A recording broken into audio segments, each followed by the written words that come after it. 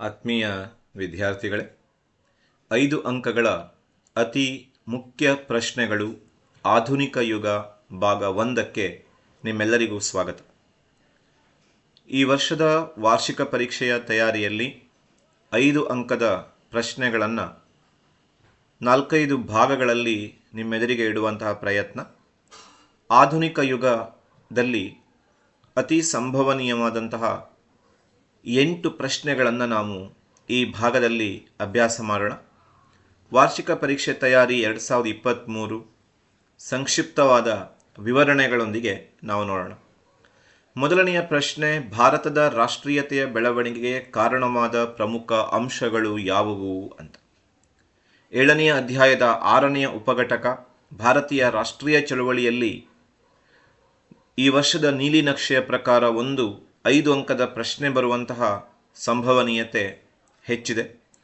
3 ಪ್ರಶ್ನೆಗಳು ಈ ಪಾಠದಲ್ಲಿವೆ. ಭಾರತದ ರಾಷ್ಟ್ರೀಯತೆಯ ಬೆಳವಣಿಗೆಗೆ ಯಾವೆಲ್ಲ ಅಂಶಗಳು ಕಾರಣವಾದವು ಅನ್ನೋ ಅಂಶಗಳನ್ನು ನಾವಿಲ್ಲಿ ಚರ್ಚೆ ಮಾಡೋಣ. ಮೊದಲನೆಯ ಅಂಶದಲ್ಲಿ ನಾವು ಬ್ರಿಟಿಷರ ಆರ್ಥಿಕ ನೀತಿಯನ್ನು ಚರ್ಚೆ ಮಾಡಬೇಕು. ಬ್ರಿಟಿಷರು ಭಾರತದಿಂದ ಕಡಿಮೆ ಬೆಲೆಗೆ ಕಚ್ಚಾ ವಸ್ತುವನ್ನು ತಗೊಂಡೋಗ್ತಾರೆ. ಅದನ್ನು ಸಿದ್ಧ ವಸ್ತುವನ್ನಾಗಿ ಪರಿವರ್ತಿಸಿ ಹೆಚ್ಚಿನ ಬೆಲೆಗೆ ಭಾರತಕ್ಕೆ ಮಾರ್ತಾರೆ. ಇದರಿಂದ ಭಾರತೀಯ ಗೃಹ ಕೈಗಾರಿಕೆಗಳು ನಾಶ ಆಗತ್ತೆ, ನಿರುದ್ಯೋಗ ತಾಂಡವವಾಡುತ್ತೆ.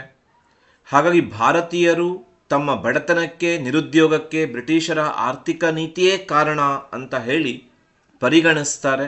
ಇದು ಸತ್ಯ ಕೂಡ ಆಗಿತ್ತು. ಹಾಗಾಗಿ ಬ್ರಿಟಿಷರು ಜಾರಿಗೆ ತಂದಂತಹ ಆರ್ಥಿಕ ನೀತಿ ಭಾರತೀಯರಲ್ಲಿ ರಾಷ್ಟ್ರೀಯತೆಯನ್ನು ಬೆಳೆಸುವಲ್ಲಿ ಪ್ರಮುಖವಾದಂತಹ ಒಂದು ಕಾರಣ ಆಗತ್ತೆ. ಎರಡನೆಯ ಅಂಶಕ್ಕೆ ಬಂದರೆ, ಬ್ರಿಟಿಷರು ಹಲವಾರು ವರ್ಷಗಳ ಕಾಲ ಏಕರೀತಿಯ ಆಡಳಿತ ವ್ಯವಸ್ಥೆಯನ್ನು, ನ್ಯಾಯಾಂಗ ವ್ಯವಸ್ಥೆಯನ್ನು ಜಾರಿಗೆ ತರ್ತಾರೆ. ಹಿಂದೆ ಭಾರತದಲ್ಲಿ ಮೌರ್ಯರ ಕಾಲದಲ್ಲೋ ಅಥವಾ ಮೊಘಲರ ಕಾಲದಲ್ಲೋ ಇಡೀ ಭಾರತ ಏಕಚಕ್ರಾಧಿಪತ್ಯಕ್ಕೆ ಒಳಗಾಗಿದ್ದನ್ನು ಬಿಟ್ಟರೆ ಬಹುತೇಕ ಸಣ್ಣ ಸಣ್ಣ ರಾಜ್ಯಗಳ ಅಧೀನಕ್ಕೆ ಒಳಪಟ್ಟಂತಹ ಭಾರತ ಒಂದಿಷ್ಟು ವೈವಿಧ್ಯತೆಯನ್ನು ರೂಢಿಸ್ಕೊಂಡಂತಹ ದೇಶ ಆಗಿತ್ತು. ಆದರೆ ಬ್ರಿಟಿಷರು ನಮ್ಮ ದೇಶವನ್ನು ಏಕೀಕೃತಗೊಳಿಸ್ತಾರೆ, ಏಕರೀತಿಯ ಆಡಳಿತವನ್ನು ತರ್ತಾರೆ. ಈ ಏಕರೀತಿಯ ಆಡಳಿತ ಭಾರತೀಯರಲ್ಲಿ ನಾವೆಲ್ಲ ಒಂದೇ ಎನ್ನುವ ಭಾವನೆಯನ್ನು ಬೆಳೆಸುತ್ತೆ. ಹಾಗೂ ಅವರು ಜಾರಿಗೆ ತಂದಂತಹ ಏಕರೀತಿಯ ನ್ಯಾಯಾಂಗ ವ್ಯವಸ್ಥೆ, ಹಾಗೂ ಈ ನ್ಯಾಯಾಂಗ ವ್ಯವಸ್ಥೆಯಲ್ಲಿ ಕಾನೂನಿನ ಎದುರು ಎಲ್ಲರೂ ಸಮಾನರು ಎನ್ನುವಂತಹ ತತ್ವವನ್ನು ಜಾರಿಗೆ ತರ್ತಾರೆ. ಈ ಅಂಶಗಳು ಭಾರತೀಯರಲ್ಲಿ ನಾವೆಲ್ಲ ನಾವು ಒಂದು ದೇಶಕ್ಕೆ ಸೇರಿದವರು, ಇದು ನಮ್ಮ ದೇಶ ಎನ್ನುವಂತಹ ಭಾವನೆ ಬೆಳೆಯುತ್ತೆ. ಇದು ರಾಷ್ಟ್ರೀಯತೆಗೆ ಕಾರಣ ಆಗತ್ತೆ. ಇನ್ನು ಮೂರನೆಯ ಒಂದು ಕಾರಣವನ್ನು ನೋಡಿದ್ರೆ, ಬ್ರಿಟಿಷರು ಜಾರಿಗೆ ತಂದಂತಹ ಇಂಗ್ಲಿಷ್ ಶಿಕ್ಷಣ. ಸಾಂಪ್ರದಾಯಿಕ ಶಿಕ್ಷಣದ ಬದಲಿಗೆ ಇಂಗ್ಲಿಷ್ ಶಿಕ್ಷಣವನ್ನು ಬ್ರಿಟಿಷರು ಜಾರಿಗೆ ತರ್ತಾರೆ. ಇದರಿಂದ ಪಾಶ್ಚಾತ್ಯ ಶಿಕ್ಷಣ ನಮ್ಮ ದೇಶದವರಿಗೆ ಸಿಗತ್ತೆ. ಪಾಶ್ಚಾತ್ಯ ಶಿಕ್ಷಣವನ್ನು ಅಭ್ಯಾಸ ಮಾಡಿದಾಗ ಅಮೆರಿಕದ ಸ್ವಾತಂತ್ರ್ಯ ಸಂಗ್ರಾಮ, ಇಟಲಿಯ ಏಕೀಕರಣ, ಜರ್ಮನಿಯ ಏಕೀಕರಣ ಇವೆಲ್ಲವನ್ನು ಓದಿದಾಗ ಭಾರತೀಯರಿಗೆ ಅನಿಸುತ್ತೆ, ಏಕೀಕರಣ ಪೂರ್ವದ ಇಟಲಿಯ ಸ್ಥಿತಿ, ಏಕೀಕರಣ ಪೂರ್ವದ ಜರ್ಮನಿಯ ಸ್ಥಿತಿಗಿಂತಲೂ ಭಾರತದ ಸ್ಥಿತಿ ಭಿನ್ನವಾಗೇನೂ ಇಲ್ಲ ಎನ್ನುವ ಅಂಶ ಗೊತ್ತಾಗತ್ತೆ. ನಾವು ಒಂದಾಗಬೇಕು, ಒಂದು ದೇಶವಾಗಬೇಕು ಅನ್ನೋ ಭಾವನೆ ಬೆಳೆಯುತ್ತೆ. ಈ ದಿಶೆಯಲ್ಲಿ ಇಂಗ್ಲಿಷ್ ಶಿಕ್ಷಣ ಪ್ರಮುಖ ಪಾತ್ರವನ್ನು ವಹಿಸುತ್ತೆ. ಇನ್ನು 4ನೆಯ ಅಂಶಕ್ಕೆ ಬಂದರೆ, ಬ್ರಿಟಿಷರ ಜನಾಂಗೀಯ ತಾರತಮ್ಯ ನೀತಿ. ಬ್ರಿಟಿಷರು ತಮ್ಮನ್ನು ತಾವು ಅತ್ಯಂತ ಶ್ರೇಷ್ಠ ಜನಾಂಗಕ್ಕೆ ಸೇರಿದವರು ಅಂದ್ಕೊಂಡಿದ್ರು. ಭಾರತೀಯರನ್ನು ಸುಧಾರಿಸಲಿಕ್ಕಾಗಿಯೇ ನಾವು ಬಂದಿದ್ದೇವೆ ಅನ್ನೋ ರೀತಿಯಲ್ಲಿ ಅವರು ವರ್ತನೆಯನ್ನು ಕೊಡ್ತಾರೆ. ಭಾರತೀಯರನ್ನು ನಾಯಿ, ಹಂದಿ ಎನ್ನುವಂತಹ ಬೈಗುಳಗಳಿಂದ ಬೈತಾರೆ. ಇದು ಭಾರತೀಯರಲ್ಲಿ ರಾಷ್ಟ್ರೀಯತೆಯನ್ನು ಬೆಳೆಸುತ್ತೆ. ಹಾಗೂ ಬ್ರಿಟಿಷರ ಈ ಅತಿಯಾದ ಜನಾಂಗೀಯ ತಾರತಮ್ಯ ನೀತಿಯ ವಿರುದ್ಧ ಭಾರತೀಯರೆಲ್ಲ ಒಂದಾಗ್ತಾರೆ. ಹಾಗೆ ಜನಾಂಗೀಯ ತಾರತಮ್ಯ ನೀತಿ ಜೊತೆಯಲ್ಲಿ ಆಡಳಿತದಲ್ಲಿ ನಾವು ವಿಕ್ಟೋರಿಯಾ ರಾಣಿ ಹೇಳಿದ ಹಾಗೆ ಹೆಚ್ಚು ಹೆಚ್ಚು ಸ್ಥಾನಮಾನ ಕೊಡ್ತೀವಿ, ಅವಕಾಶ ಕೊಡ್ತೀವಿ ಅನ್ನೋದನ್ನು ಕೇವಲ ಹೇಳಿಕೆಗೆ ಸೀಮಿತಗೊಳಿಸ್ತಾರೆ ಬ್ರಿಟಿಷರು. ಆಡಳಿತಾತ್ಮಕ ಮತ್ತು ಸೈನಿಕ ಹುದ್ದೆಗಳಲ್ಲಿ ಬಡ್ತಿಯನ್ನು ಕೊಡೋಲ್ಲ, ಉನ್ನತ ಹುದ್ದೆಗಳನ್ನು ಕೊಡೋಲ್ಲ. ಇವೆಲ್ಲವುಗಳು ಕೂಡ ನಮ್ಮ ದೇಶದವರಲ್ಲಿ ರಾಷ್ಟ್ರೀಯತೆಯನ್ನು ಬೆಳೆಸಲಿಕ್ಕೆ ಸಹಾಯ ಮಾಡುತ್ತೆ. ಇನ್ನು ಮುಂದಿನ ಅಂಶದಲ್ಲಿ ಸಹಾಯಕ ಸೈನ್ಯ ಪದ್ಧತಿ ಮತ್ತು ದತ್ತು ಮಕ್ಕಳಿಗೆ ಹಕ್ಕಿಲ್ಲ ಎಂಬಂತಹ ನೀತಿಗಳು. ಬ್ರಿಟಿಷರು ಜಾರಿಗೆ ತಂದಂತಹ ಈ ಪದ್ಧತಿಗಳಿಂದ ಅನೇಕ ದೇಶೀಯ ಸಂಸ್ಥಾನಗಳನ್ನು ಬ್ರಿಟಿಷರು ವಶಪಡಿಸ್ಕೊಳ್ತಾರೆ. ಇದರಿಂದ ಭಾರತೀಯರಲ್ಲಿ ರಾಷ್ಟ್ರೀಯತೆ ಬೆಳೆಯುತ್ತೆ. ಜೊತೆಯಲ್ಲಿ ಬ್ರಿಟಿಷರ ಮಿತ್ರನಾಗಿದ್ದಂತಹ ಔದ್ನ ನವಾಬನನ್ನು ವಿನಾಕಾರಣ ಕೆಳಗಿಳಿಸ್ತಾರೆ. ಇದರಿಂದ ಔದ್ನಲ್ಲಿ ಆ ರಾಷ್ಟ್ರೀಯತೆಯ ಪ್ರಜ್ಞೆ ಜಾಗೃತಗೊಳ್ಳುತ್ತೆ. ಹೀಗೆ ಬ್ರಿಟಿಷರ ಸಹಾಯಕ ಸೈನ್ಯ ಪದ್ಧತಿ, ದತ್ತು ಮಕ್ಕಳಿಗೆ ಹಕ್ಕಿಲ್ಲ ನೀತಿ, ಜೊತೆಗೆ ವಿಸ್ತರಣಾ ನೀತಿಗಳು ಭಾರತೀಯರಲ್ಲಿ ರಾಷ್ಟ್ರೀಯತೆಯನ್ನು ಬೆಳೆಸುತ್ತೆ. ಇನ್ನು ಕೊನೆಯದಾಗಿ ಭಾರತೀಯ ಪತ್ರಿಕೋದ್ಯಮ ಮತ್ತು ಸಾಹಿತ್ಯ. ಭಾರತೀಯ ಪತ್ರಿಕೋದ್ಯಮ ಅದು ಇಂಗ್ಲಿಷ್ ಭಾಷೆಯಲ್ಲಿರ್ಬೋದು ಅಥವಾ ದೇಶೀಯ ಭಾಷೆಯಲ್ಲಿರ್ಬೋದು, ಪತ್ರಿಕೋದ್ಯಮ ಮತ್ತು ಸಾಹಿತ್ಯ ಭಾರತೀಯರಲ್ಲಿ ರಾಷ್ಟ್ರೀಯತೆಯ ಕಿಚ್ಚನ್ನು ಹೆಚ್ಚಿಸುತ್ತೆ. ಅನೇಕ ಪ್ರೇರಣೆಯನ್ನು ಕೊಡುವ, ಸ್ಫೂರ್ತಿಯನ್ನು ಕೊಡುವಂತಹ ಲೇಖನಗಳು ಬರುತ್ತೆ. ಕೇಸರಿ, ಮರಾಠ, ಉದ್ಬೋಧನ, ಪ್ರಬುದ್ಧ ಭಾರತ, ಹೀಗೆ ಅನೇಕ ಪತ್ರಿಕೆಗಳು. ಜೊತೆಯಲ್ಲಿ R.G. ಭಂಡಾರ್ಕರ್, ಆಮೇಲೆ Monier Williams, Swami Vivekananda, ball Gangadhar Tilak, ಈ ಮೊದಲಾದವರ ಸಾಹಿತ್ಯ ಮತ್ತು ಪತ್ರಿಕೋದ್ಯಮ ಭಾರತೀಯರಲ್ಲಿರುವಂತಹ ರಾಷ್ಟ್ರೀಯತೆಯನ್ನು ಬಡಿದೆಬ್ಬಿಸುತ್ತೆ. ಹೀಗೆ ಪ್ರಮುಖವಾಗಿ ಈ 6 ಅಂಶಗಳು ಭಾರತೀಯರಲ್ಲಿ ರಾಷ್ಟ್ರೀಯತೆಯನ್ನು ಬೆಳೆಸುತ್ತೆ. ಬ್ರಿಟಿಷರ ಆರ್ಥಿಕ ನೀತಿ, ಬ್ರಿಟಿಷರ ಏಕರೀತಿಯ ಆಡಳಿತ ಮತ್ತು ನ್ಯಾಯಾಂಗ ವ್ಯವಸ್ಥೆ, ಇಂಗ್ಲಿಷ್ ಶಿಕ್ಷಣ, ಜನಾಂಗೀಯ ತಾರತಮ್ಯ ನೀತಿ, ಬ್ರಿಟಿಷರು ಅನುಸರಿಸಿದ ಜನಾಂಗೀಯ ತಾರತಮ್ಯ ನೀತಿ, ಸಹಾಯಕ ಸೈನ್ಯ ಪದ್ಧತಿ ಮತ್ತು ದತ್ತು ಮಕ್ಕಳಿಗೆ ಹಕ್ಕಿಲ್ಲ ನೀತಿ, ಭಾರತೀಯ ಪತ್ರಿಕೋದ್ಯಮ ಮತ್ತು ಸಾಹಿತ್ಯ. ಇವುಗಳನ್ನು ಸಂಕ್ಷಿಪ್ತವಾಗಿ ಬರೆದಾಗ ನಮಗೆ ಒಂದು ಪ್ರಶ್ನೆಗೆ ಉತ್ತರ ಸಿದ್ಧ ಆಗತ್ತೆ. ಇದನ್ನು ಚೆನ್ನಾಗಿ ತಯಾರು ಮಾಡ್ಕೊಳ್ಳಿ ಅಂತ ಹೇಳ್ತಾ ನಾವು 2ನೆಯ ಪ್ರಶ್ನೆಗೆ ಬರೋಣ. ಆಧುನಿಕ ಭಾರತದ 2ನೆಯ ಪ್ರಶ್ನೆ, ತೀವ್ರಗಾಮಿ ಉದಯಕ್ಕೆ ಕಾರಣವಾದ ಪ್ರಮುಖ ಅಂಶಗಳು ಯಾವುವು ಅಂತ. ಭಾರತೀಯ ರಾಷ್ಟ್ರೀಯ ಚಳವಳಿಯನ್ನು 3 ಭಾಗವಾಗಿ ವಿಂಗಡಿಸ್ಕೋತೀವಿ: ಮಂದಗಾಮಿಗಳ ಯುಗ, ತೀವ್ರಗಾಮಿಗಳ ಯುಗ ಮತ್ತು ಗಾಂಧಿ ಯುಗ ಅಂತ. ಹಾಗಾದರೆ ತೀವ್ರಗಾಮಿ ಯುಗ ಯಾಕೆ ಆರಂಭ ಆಯಿತು ಅಂತ ಕೇಳಿದಾಗ ಮೊದಲನೇದಾಗಿ ಮಂದಗಾಮಿಗಳ ವೈಫಲ್ಯ ಅನ್ನೋ ಅಂಶ ಬರುತ್ತೆ.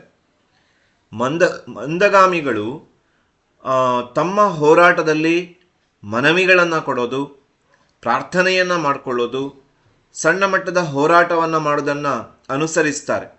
ಆದರೆ ಮಂದಗಾಮಿಗಳ ಈ ಪಿಟಿಷನ್, ಪ್ರೇಯರ್, ಪ್ರೊಟೆಸ್ಟ್, ಇದನ್ನು 3 Pಗಳು ಅಂತ ಕರಿತೀವಿ. ಇದು ಯಾವುದೇ ರೀತಿಯಲ್ಲಿ ಯಶಸ್ವಿ ಆಗೋದಿಲ್ಲ.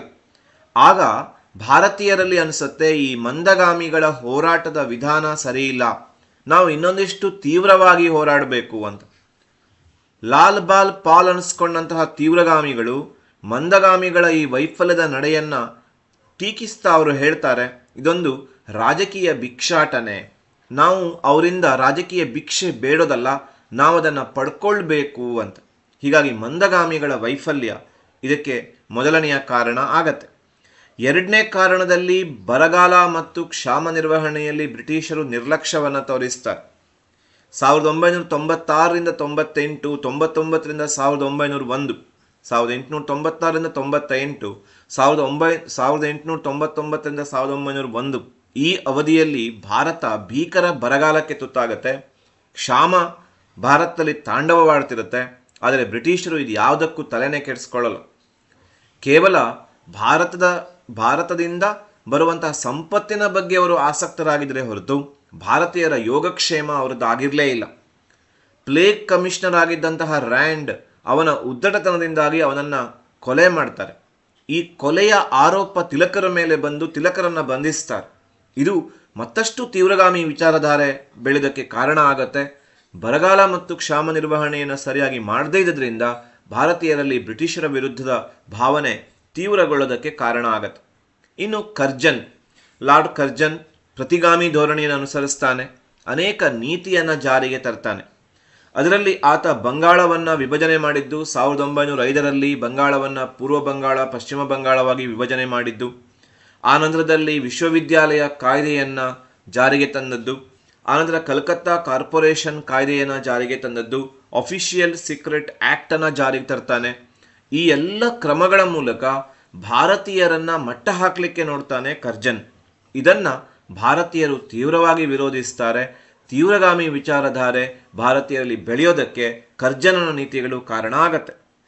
ಇನ್ನು 4ನೆಯ ಅಂಶ ರಾಷ್ಟ್ರನಾಯಕರ ಪಾತ್ರ. ರಾಷ್ಟ್ರನಾಯಕರಾದಂತಹ ಬಾಲ್ ಗಂಗಾಧರ್ ತಿಲಕರು, ದಯಾನಂದ ಸರಸ್ವತಿ ಅವರು, ಸ್ವಾಮಿ ವಿವೇಕಾನಂದರವರು, ಅರವಿಂದ ಘೋಷ್ರವರು ತಮ್ಮ ಬರವಣಿಗೆಯ ಮೂಲಕವಾಗಿ ತೀವ್ರಗಾಮಿ ವಿಚಾರಧಾರೆಯನ್ನು ಬೆಳೆಸ್ತಾರೆ. ಅದರಲ್ಲೂ ತಿಲಕರು ಆರಂಭಿಸಿದಂತಹ ಗಣೇಶನ ಹಬ್ಬ ಮತ್ತು ಶಿವಾಜಿ ಜಯಂತಿ ಭಾರತೀಯರಲ್ಲಿ ತೀವ್ರಗಾಮಿ ವಿಚಾರಧಾರೆಯನ್ನು ಬೆಳೆಸುತ್ತೆ. ಇನ್ನು ಕೊನೆಯ ಅಂಶದಲ್ಲಿ ನಾವು ನೋಡ್ತೀವಿ ಅಂತಾರಾಷ್ಟ್ರೀಯ ಪ್ರಭಾವ. ಸಮಕಾಲೀನ ಜಗತ್ತಿನಲ್ಲಿ ನಡೀತಾ ಇದ್ದಂತಹ ಘಟನೆಗಳು, ಅದರಲ್ಲಿ ವಿಶೇಷವಾಗಿ ಇಟಲಿ ಮತ್ತು ಜರ್ಮನಿಯ ಏಕೀಕರಣ ಭಾರತೀಯರಲ್ಲಿ ತೀವ್ರಗಾಮಿ ವಿಚಾರಧಾರೆ ಬೆಳೆಯೋದಕ್ಕೆ ಕಾರಣ ಆಗತ್ತೆ. ಮ್ಯಾಜಿನಿಯಿಂದ ಸ್ಥಾಪನೆಯಾಗಿದ್ದಂತಹ ಯಂಗ್ ಇಟಲಿ, ಬಿಸ್ಮಾರ್ಕನ ರಕ್ತ ಮತ್ತು ಕಬ್ಬಿಣದ ನೀತಿಗಳು ಭಾರತೀಯರಲ್ಲಿ ಕೂಡ ತೀವ್ರಗಾಮಿ ವಿಚಾರಧಾರವನ್ನು ಬೆಳೆಸುತ್ತೆ. ಇನ್ನು 1905ರಲ್ಲಿ ಜಪಾನ್ನಂತಹ ಒಂದು ಪುಟ್ಟ ದೇಶ ರಷ್ಯಾವನ್ನು ಸೋಲಿಸುತ್ತೆ. ಆಗ ಭಾರತೀಯರು ಅಂದ್ಕೋತಾರೆ, ನಾವೆಲ್ಲ ಒಂದಾದರೆ ಬ್ರಿಟಿಷರನ್ನು ಖಂಡಿತ ಸೋಲಿಸಬಹುದು ಅಂತ. ಇನ್ನು ಈಜಿಪ್ಟು, ಪರ್ಷಿಯಾ, ಟರ್ಕಿ, ಚೀನಾ ಮೊದಲಾದ ದೇಶಗಳಲ್ಲಿ ನಡೆದ ರಾಷ್ಟ್ರೀಯ ಚಳುವಳಿಗಳು ಕೂಡ ಅಂತಾರಾಷ್ಟ್ರೀಯ ವಿದ್ಯಮಾನದ ಪ್ರಭಾವದ ಅಂಶಗಳಲ್ಲಿ ಬರುತ್ತೆ. ಹೀಗೆ ಈ ಎಲ್ಲ ವಿಚಾರಗಳಿಂದ ಭಾರತೀಯರಲ್ಲಿ ತೀವ್ರಗಾಮಿ ವಿಚಾರಧಾರೆ ಬೆಳೆಯುತ್ತೆ. ಮಂದಗಾಮಿಗಳ ವೈಫಲ್ಯ, ಅದನ್ನು ರಾಜಕೀಯ ಭಿಕ್ಷಾಟನೆ ಅಂತ ಕರೆದದ್ದು. ಬರಗಾಲ ಕ್ಷಾಮ ನಿರ್ವಹಣೆಯಲ್ಲಿ ಬ್ರಿಟಿಷರು ನಿರ್ಲಕ್ಷ್ಯ ತೋರ್ತಾರೆ. ಪ್ಲೇಗ್ ಕಮಿಷನರ್ ರ್ಯಾಂಡನ ಕೊಲೆಯಾಗತ್ತೆ, ಅದರ ಆಪಾದನೆ ತಿಲಕರ ಮೇಲೆ ಬರುತ್ತೆ. ಕರ್ಜನನ ಬಂಗಾಳ ವಿಭಜನೆ, ವಿಶ್ವವಿದ್ಯಾಲಯ ಕಾಯ್ದೆ, ಕಲ್ಕತ್ತಾ ಕಾರ್ಪೊರೇಷನ್ ಕಾಯ್ದೆ, ಅಫಿಷಿಯಲ್ ಸೀಕ್ರೆಟ್ ಆಕ್ಟ್ ಭಾರತೀಯ ತೀವ್ರಗಾಮಿ ವಿಚಾರಧಾರೆ ಬೆಳೆಯುತ್ತೆ. ರಾಷ್ಟ್ರ ನಾಯಕರಾದ ವಿವೇಕಾನಂದರು, ತಿಲಕರು, ದಯಾನಂದ ಸರಸ್ವತಿಯವರು, ಅರವಿಂದ ಘೋಷ್ರವರು ತಮ್ಮ ಬರಹಗಳ ಮೂಲಕ ತೀವ್ರಗಾಮಿ ವಿಚಾರಧಾರೆಯನ್ನು ಬೆಳೆಸ್ತಾರೆ. ಶಿವಾಜಿ ಜಯಂತಿ ಮತ್ತು ಗಣೇಶನ ಉತ್ಸವ ಈ ನಿಟ್ಟಿನಲ್ಲಿ ಪ್ರಮುಖ ಪಾತ್ರ ವಹಿಸುತ್ತೆ. ಅಂತಾರಾಷ್ಟ್ರೀಯ ಪ್ರಭಾವದಲ್ಲಿ ಇಟಲಿ ಜರ್ಮನಿಯ ಏಕೀಕರಣ, ಜಪಾನ್ ರಷ್ಯಾವನ್ನು ಸೋಲಿಸಿದ್ದು ಹಾಗೂ ಇತರ ರಾಷ್ಟ್ರೀಯ ಚಳುವಳಿಗಳು ನಮಗೆ ತೀವ್ರಗಾಮಿ ವಿಚಾರಧಾರೆ ಬೆಳೆಯೋದಕ್ಕೆ ಕಾರಣ ಆಗತ್ತೆ. ಇನ್ನು ಮೂರನೆಯ ಪ್ರಶ್ನೆ, ಭಾರತದ ರಾಷ್ಟ್ರೀಯ ಚಳುವಳಿಯಲ್ಲಿ ಕರ್ನಾಟಕದ ಪಾತ್ರವನ್ನು ವಿವರಿಸಿ ಅನ್ನೋ ಪ್ರಶ್ನೆ ಈ ಪಾಠದ ಮೂರನೆಯ ಮತ್ತು ಕೊನೆಯ ಪ್ರಶ್ನೆ. ಈ 3 ಪ್ರಶ್ನೆಗಳಲ್ಲಿ ಒಂದು ಪ್ರಶ್ನೆ 100ಕ್ಕೆ 100 ಈ ವರ್ಷ ವಾರ್ಷಿಕ ಪರೀಕ್ಷೆಗೆ ಬರುವಂತಹ ಸಂಭವನೀಯತೆ ಇದೆ. ಭಾರತೀಯ ರಾಷ್ಟ್ರೀಯ ಚಳುವಳಿಯಲ್ಲಿ ಆರಂಭಿಕ ಹೋರಾಟದ ಬಗ್ಗೆ ನಾವು ಬರೀಬೇಕು. ಹೈದರಾಲಿ ಮತ್ತು ಟಿಪ್ಪು ಬ್ರಿಟಿಷರನ್ನ ವಿರೋಧಿಸ್ತಾರೆ. ಕಿತ್ತೂರು ರಾಣಿ ಚೆನ್ನಮ್ಮ ಬ್ರಿಟಿಷರನ್ನ ವಿರೋಧಿಸ್ತಾರೆ. ಚೆನ್ನಮ್ಮನ ಬಲಗೈ ಬಂಟನಾಗಿದ್ದಂತಹ ಸಂಗೊಳ್ಳಿ ರಾಯಣ್ಣ ಬ್ರಿಟಿಷರ ವಿರುದ್ಧ ಹೋರಾಡ್ತಾರೆ. ಹಲಗಲಿಯ ಬೇಡರು, ಇಡೀ ಹಲಗಲಿಯ ಊರೇ ಬ್ರಿಟಿಷರ ವಿರುದ್ಧ ಹೋರಾಡುತ್ತೆ. ಇದೆಲ್ಲವೂ ಭಾರತೀಯ ರಾಷ್ಟ್ರೀಯ ಚಳುವಳಿಯಲ್ಲಿ ಕರ್ನಾಟಕದ ಆರಂಭಿಕ ಹೆಜ್ಜೆ ಗುರುತುಗಳು. ಇದಾದ್ಮೇಲೆ ನಾವು ಬರ್ತೀವಿ ಹೋಮ್ ರೂಲ್ ಲೀಗ್. 1916ರಲ್ಲಿ ತಿಲಕ್ ಮತ್ತು ಅನಿ ಬೆಸೆಂಟ್ರಿಂದ ಆರಂಭಗೊಂಡಂತಹ ಹೋಮ್ ರೂಲ್ ಲೀಗ್ ಕರ್ನಾಟಕದಲ್ಲಿ ಕೂಡ ಪ್ರಭಾವಶಾಲಿಯಾಗತ್ತೆ. ಧಾರವಾಡದಲ್ಲಿ ಅದರ ಮೊದಲ ಶಾಖೆ ಆರಂಭ ಆಗತ್ತೆ. ಆ ನಂತರದಲ್ಲಿ ಕರ್ನಾಟಕದ KPCC ಸ್ಥಾಪನೆ, ಕರ್ನಾಟಕ ಪ್ರದೇಶ ಕಾಂಗ್ರೆಸ್ ಕಮಿಟಿ, KPCC ಅಂತಂದರೆ ಅದರ ಸ್ಥಾಪನೆಯಾಗತ್ತೆ. ಧಾರವಾಡದಲ್ಲಿ ಇದರ ಮೊದಲ ಸಭೆ 1920ರಲ್ಲಿ ನಡೆಯುತ್ತೆ. ಗಂಗಾಧರ ರಾವ್ ದೇಶಪಾಂಡೆ ಇದರ ಅಧ್ಯಕ್ಷರಾಗಿರ್ತಾರೆ ಹಾಗೂ ಅವರನ್ನು ಕರ್ನಾಟಕದ ಕೇಸರಿ ಅಂತ ಕರೀತಾರೆ. KPCC ಸ್ಥಾಪನೆ ಕರ್ನಾಟಕದಲ್ಲಿ ರಾಷ್ಟ್ರೀಯ ಹೋರಾಟಕ್ಕೆ ಒಂದು ಉತ್ತಮ ನೆಲೆಗಟ್ಟನ್ನು, ವೇದಿಕೆಯನ್ನು ಒದಗಿಸಿಕೊಡುತ್ತೆ. ಆ ನಂತರದಲ್ಲಿ ಅಸಹಕಾರ ಚಳುವಳಿ, ಭಾರತದಲ್ಲಿ ಅಸಹಕಾರ ಚಳುವಳಿ ನಡೆದ ರೀತಿಯಲ್ಲಿಯೇ ಕರ್ನಾಟಕದಲ್ಲಿ ಅಸಹಕಾರ ಚಳುವಳಿ ನಡೆಯುತ್ತೆ. ವಿದ್ಯಾರ್ಥಿಗಳು ಶಾಲಾ ಕಾಲೇಜುಗಳನ್ನು ಬಹಿಷ್ಕರಿಸ್ತಾರೆ. ನ್ಯಾಯವಾದಿಗಳು ನ್ಯಾಯಾಲಯಗಳನ್ನು ಬಹಿಷ್ಕರಿಸ್ತಾರೆ. ನೌಕರರು ಸರ್ಕಾರಿ ಕಚೇರಿಗಳನ್ನು ಬಹಿಷ್ಕರಿಸ್ತಾರೆ. ಸ್ವದೇಶಿ ಚಳುವಳಿ ನಡೆಯುತ್ತೆ. ವಿದೇಶಿ ವಸ್ತುಗಳ ಬಹಿಷ್ಕಾರ ನಡೆಯುತ್ತೆ. ಕಾರ್ನಾಡ್ ಸದಾಶಿವರಾಯರು, ಕಾಕಾ ಕಾಲೇಕರ್ ಅವರು, ನಾಸು ಹರ್ಡೀಕರ್ ಅವರು, ಹೀಗೆ ಸಾಕಷ್ಟು ಜನ ಅಸಹಕಾರ ಚಳುವಳಿಯನ್ನು ನಡೆಸ್ತಾರೆ. ಮುಂದುವರೆದು ಹಿಂದೂಸ್ತಾನ್ ಸೇವಾದಳದ ಸ್ಥಾಪನೆ. ನಾರಾಯಣ ಸುಬ್ಬರಾವ್ ಹರ್ಡೀಕರ್ ಅವರು ಕಾಂಗ್ರೆಸ್ಸಿಗೆ ಸ್ವಯಂ ಸೇವಕರನ್ನು ಒದಗಿಸುವ ಸಲುವಾಗಿ ಹಿಂದೂಸ್ತಾನ್ ಸೇವಾದಳವನ್ನು ಆರಂಭಿಸ್ತಾರೆ. ಇದು ಕೂಡ ರಾಷ್ಟ್ರೀಯ ಚಳುವಳಿಯ ಒಂದು ಭಾಗವಾಗಿ ಕರ್ನಾಟಕದಲ್ಲಿ ನಡೆಯುತ್ತೆ. ಆಮೇಲೆ ಉಪ್ಪಿನ ಸತ್ಯಾಗ್ರಹ, ಅದಕ್ಕೂ ಪೂರ್ವದಲ್ಲಿ ಬೆಳಗಾವಿ ಕಾಂಗ್ರೆಸ್ ಅಧಿವೇಶನ, ಸ್ವಾತಂತ್ರ್ಯ ಪೂರ್ವದಲ್ಲಿ ಕರ್ನಾಟಕದಲ್ಲಿ ನಡೆದಂತಹ ಏಕೈಕ ಅಧಿವೇಶನ ಇದು INC ಅಧಿವೇಶನ. ಗಾಂಧೀಜಿ ಅಧ್ಯಕ್ಷತೆ ವಹಿಸಿದ್ದು ಒಂದೇ ಒಂದು ಸಲ, ಅದು ಬೆಳಗಾವಿ ಕಾಂಗ್ರೆಸ್ ಅಧಿವೇಶನಕ್ಕೆ. ಈ ಸಂದರ್ಭದಲ್ಲಿ ಹರ್ಡೀಕರ್ ಮಂಜಪ್ಪ ಅವರು ತಮ್ಮ ವಿಚಾರಗಳ ಮೂಲಕ, ಗಾಂಧಿ ತತ್ವಗಳ ಮೂಲಕ ಪ್ರಚಾರಕ್ಕೆ ಬರ್ತಾರೆ. ಹಾಗೆ ಹರ್ಡೀಕರ್ ಮಂಜಪ್ಪ ಅವರನ್ನು ಕರ್ನಾಟಕದ ಗಾಂಧಿ ಅಂತ ಕರಿತೀವಿ. ಬೆಳಗಾವಿ ಕಾಂಗ್ರೆಸ್ ಅಧಿವೇಶನ ಕೂಡ ಬಹಳ ಪ್ರಮುಖವಾದ ಹೆಜ್ಜೆ ಗುರುತು. ಆಮೇಲೆ ಉಪ್ಪಿನ ಸತ್ಯಾಗ್ರಹ. ಭಾರತದಲ್ಲಿ ಏನು ದಂಡಿ ಸತ್ಯಾಗ್ರಹ ನಡೀತು ಅದರ ಮಾದರಿಯಲ್ಲಿ ಕರ್ನಾಟಕದಲ್ಲಿ ಉಪ್ಪಿನ ಸತ್ಯಾಗ್ರಹ ನಡೆಯುತ್ತೆ. MP ನಾಡಕರ್ಣಿ ಅವರು ನಾಯಕತ್ವದಲ್ಲಿ ಅಂಕೋಲಾ ಉಪ್ಪಿನ ಸತ್ಯಾಗ್ರಹ ವಿಶ್ವವಿಖ್ಯಾತಿಯನ್ನು ಪಡ್ಕೊಳ್ಳುತ್ತೆ. ಸುಮಾರು 45 ದಿನ ನಡೆಯುತ್ತೆ. 40,000 ಜನ ಭಾಗವಹಿಸ್ತಾರೆ. ಉಪ್ಪನ್ನು ಕರ್ನಾಟಕದ ಕರಾವಳಿಯಾದ್ಯಂತ ತಯಾರಿಸ್ತಾರೆ. ಉಪ್ಪಿನ ಕಾನೂನನ್ನು ಮುರಿತಾರೆ. ಆ ನಂತರದಲ್ಲಿ ಶಿವಪುರ ಧ್ವಜ ಸತ್ಯಾಗ್ರಹ. ಧ್ವಜವನ್ನು ಹಾರಿಸುವುದು ಭಾರತೀಯರ ಸ್ವಾತಂತ್ರ್ಯದ ಪ್ರತೀಕ, ಅದು ನಮ್ಮ ಹಕ್ಕು ಅನ್ನೋ ರೀತಿಯಲ್ಲಿ ಧ್ವಜ ಸತ್ಯಾಗ್ರಹವನ್ನು ಆಯೋಜಿಸ್ತಾರೆ. ಮಂಡ್ಯದ ಶಿವಪುರದಲ್ಲಿ T ಸಿದ್ಧಲಿಂಗಯ್ಯ ಅವರು ಅದರ ನಾಯಕತ್ವವನ್ನು ವಹಿಸ್ಕೋತಾರೆ. ಸುಮಾರು 25,000 ಜನರ ನಡುವೆ ಅವರು ಧ್ವಜಾರೋಹಣವನ್ನು ಮಾಡಿ ಬಂಧನಕ್ಕೊಳಗಾಗ್ತಾರೆ. ಅದೇ ಮಾದರಿಯಲ್ಲಿ ವಿದುರಾಶ್ವತ್ಥದಲ್ಲಿ ಕೂಡ ಧ್ವಜ ಸತ್ಯಾಗ್ರಹವನ್ನು ಹಮ್ಮಿಕೊಳ್ತಾರೆ. ಜಾನುವಾರುಗಳ ಜಾತ್ರೆಯ ದಿನ ಧ್ವಜ ಸತ್ಯಾಗ್ರಹ ಹಮ್ಮಿಕೊಂಡಿದ್ರು. ಆದರೆ ಅಲ್ಲಿ ಪೊಲೀಸರು ನಡೆಸಿದಂಥ ಗೋಲಿಬಾರ್ನಿಂದ ಅನೇಕ ಜನ ಸಾವನ್ನಪ್ತಾರೆ ಹಾಗೂ ವಿದುರಾಶ್ವತ್ಥವನ್ನು ಕರ್ನಾಟಕದ ಜಲಿಯನ್ ವಾಲಾ ಬಾಗ್ ಅಂತ ಕರೀತಾರೆ. ಆನಂತರದಲ್ಲಿ ಈಸೂರು ದುರಂತ. ಕ್ವಿಟ್ ಇಂಡಿಯಾ ಚಳವಳಿಯ ಸಂದರ್ಭದಲ್ಲಿ ಈಸೂರು ಅದನ್ನು ತುಂಬ ಅರ್ಥಪೂರ್ಣವಾಗಿ ಆಚರಣೆ ಮಾಡುತ್ತೆ. ನಮ್ಮ ದೇಶದ ಮೊದಲ ಸ್ವತಂತ್ರ ಹಳ್ಳಿ ಅನಿಸ್ಕೊಳ್ಳುತ್ತೆ. ಜನಪ್ರಿಯ ಘೋಷಣೆಯನ್ನು ಕೂಗ್ತಾರೆ ಅವರು, ಏಸೂರನ್ನು ಕೊಟ್ಟರು ಈಸೂರನ್ನು ಕೊಡೆವು ಅಂತ. ಅನೇಕ ಜನರಿಗೆ ಗಲ್ಲು ಶಿಕ್ಷೆ ಆಗುತ್ತೆ. ಅದು ಈಸೂರು ದುರಂತ ಅಂತ ಕರ್ನಾಟಕದ ಚರಿತ್ರೆಯಲ್ಲಿ ಅಮರ ಆಗತ್ತೆ. ಆನಂತರದಲ್ಲಿ ಮೈಸೂರು ಚಲೋ ಚಳುವಳಿ ಅಥವಾ ಅರಮನೆ ಸತ್ಯಾಗ್ರಹ. ಭಾರತಕ್ಕೆ ಸ್ವಾತಂತ್ರ್ಯ ಸಿಕ್ಕಿದ ಮೇಲೆ ಕೂಡ ಮೈಸೂರಿಗೆ ಜವಾಬ್ದಾರಿ ಸರ್ಕಾರ ಸಿಕ್ಕಿರಲಿಲ್ಲ. ಆಗ KC ರೆಡ್ಡಿ ನಾಯಕತ್ವದಲ್ಲಿ ಮೈಸೂರು ಚಲೋ ಚಳುವಳಿ ನಡೆಯುತ್ತೆ. ಅಂತಿಮವಾಗಿ ಜಯಚಾಮರಾಜ ಒಡೆಯರು ಜವಾಬ್ದಾರಿ ಸರ್ಕಾರಕ್ಕೆ ಅವಕಾಶ ಮಾಡಿಕೊಡ್ತಾರೆ.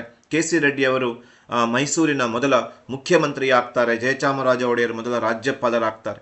ಹೀಗೆ ಭಾರತೀಯ ರಾಷ್ಟ್ರೀಯ ಚಳುವಳಿಯಲ್ಲಿ ಕರ್ನಾಟಕ ಅಚ್ಚಳಿಯದ ಗುರುತುಗಳನ್ನು ಮಾಡಿದೆ.